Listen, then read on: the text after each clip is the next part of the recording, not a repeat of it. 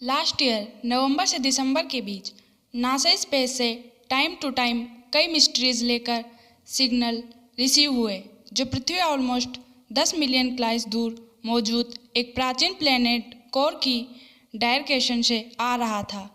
और यहाँ पर और भी शॉकिंग बात तो यह थी कि यह सिग्नल हमारी डीप स्पेस कम्युनिकेशन टेक्नोलॉजी से 10 से 100 गुना ज़्यादा फास्ट था। आखिरकार इन लेज़र सिग्नल को किसने पृथ्वी की ओर भेजा और कैसे? यह सिग्नल सोलर सिस्टम के मिस्ट्रीज प्लेनेट कोर 16 साल से जुड़े हुए हैं। तो हेलो दोस्तों, मैं हूं कंचन और आज चलिए जानते हैं आज के इस नए एपिसोड के बारे में। 17 मार्च 1852 इटलियन ने मार्स जुपिटर के बीच मौजूद एस्टेरॉयड बेल्ट में एक 2880 किलोमीटर चौड़े और 232 किलोमीटर लंबे ऑब्जेक्ट को खोज निकाला, जो तभी के खोजे गए एस्टेरॉयड में सबसे बड़ा था और दिखने में एक एस्टेरॉयड कम पर प्लेनेट ज़्यादा लग रहा था। अब उस पर समय सेलेटिन बॉडी को ग्रीक गॉडेस ऑफ सेल के नाम पर भी शार्क नाम दिया गया, क्योंकि ये उस समय खोजा गया 16वां एस्टेरॉयड था, इसलिए इसे 16 साइक कहा जाने लगा। लेकिन जल्द ही रिसर्च में यह सामने आया कि यह एस्टेरॉयड सोलर सिस्टम के बाकी एस्टेरॉयड से काफ़ी खास है और मिस्टीरियस भी है, क्योंकि जिसे आज तक हम एस्टेरॉयड कह रहे थे ना, वह आज से 4 अरब साल तक जीता जागता प्लेनेट था, वह भी हमारे पड़ोसी मंगल ग्रह जितना बड़ा।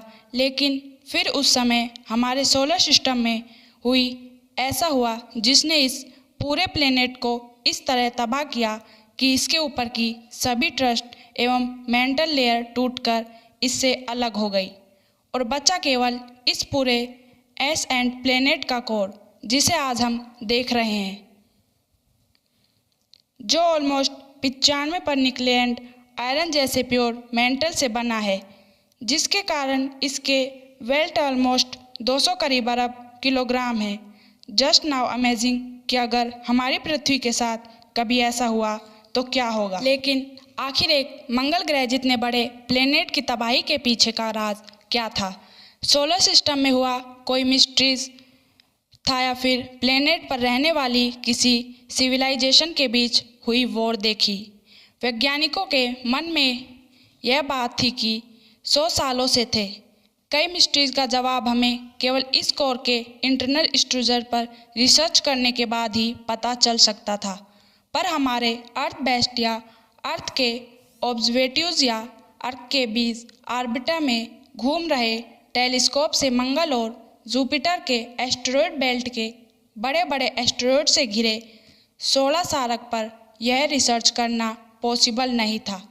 इसलिए फाइनली ने 13 अक्टूबर 2023 को नासा के द्वारा 16 साइक एस्टेरॉयड की स्टडी करने के लिए शार्की नाम के द्वीप को स्पेस के फाल्कन हैवी रॉकेट के जरिए कैनिस स्पेस सेंटर से लॉन्च किया गया। यह 25 मीटर लंबा है, जबकि इसकी चौड़ाई 7 मीटर की है। इसमें सोलर इलेक्ट्रिक पिलिजन लगाया गया है, जिसकी मदद से यह करीब 21 महीनों तक इस एस्टेरॉयड के ऑर्बिटर में चक्कर लगाएगा।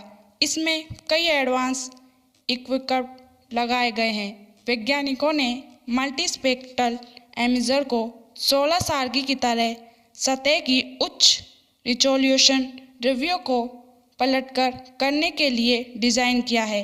यह भूमि विज्ञान और संरचना को समझने के लिए है।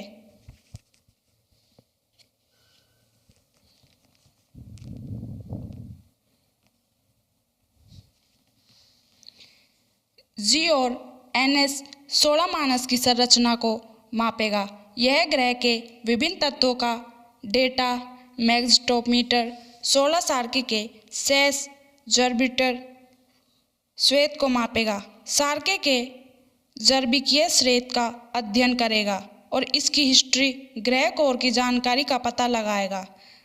नासा ने इस मिशन की घोषणा जनवरी 2017 में की थी, जो सौर मंडल की कम लागत वाला मिशन है। नासा ने सार्की को 25 अक्टूबर के पास मेडिटेरेनियन सी में ऑलमोस्ट नीचे 4000 सार्की को 25 अक्टूबर 2023 को लॉन्च किया था।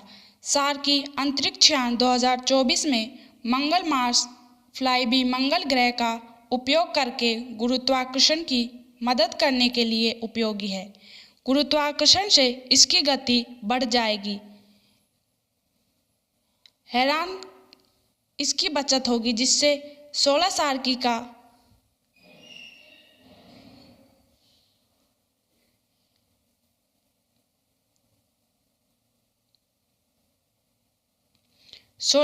को क्षुद्र ग्रह पर 2026 तक का समय लग सकता है। ग्रह पर जाने के बाद यह 21 महीने ग्रह की कक्षा में चक्कर लगाएगा। इसकी सहायता से अर्थ के साथ अन्य ग्रहों की कोर की समझने में भी मदद मिल सकती है। सार्की 16 सौर मंडल व अन्य ग्रहों के कक्षित के बारे में जानकारी हासिल कर सकता है। 16 सार्की नासा के लिए एक अध्ययन मिशन है। ऐसी वीडियो देखने के लिए हमारे चैनल को सब्सक्राइब जरूर करें और वीडियो लाइक व शेयर करना ना भूलें। मिलते हैं एक और नई ऐसे अगली वीडियो में। धन्यवाद।